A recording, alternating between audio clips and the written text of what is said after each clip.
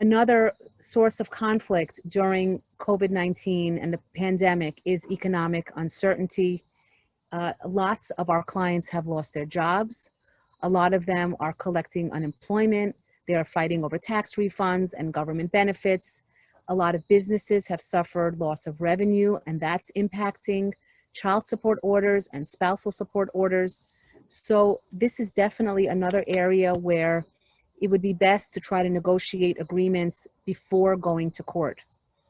Um, I've had several cases where parties have been in disagreement regarding child support, and with the help of counsel, for not a lot of money, they have worked out arrangements to pay for college, to agree on a lower amount of child support, to reach agreements that where everyone feels protected and safe, and there are ways to do that in a legal document.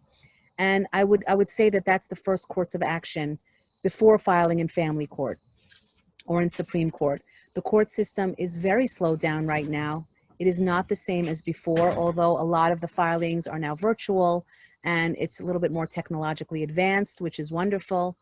But there's many pitfalls for people that are going to family court proceedings because it can take a very long time to get a court date. You have to do it all virtually. For many people, they need an attorney to do that. And so the first strategy for me is always to see if you can work out the dispute, and you can file in court if you need to.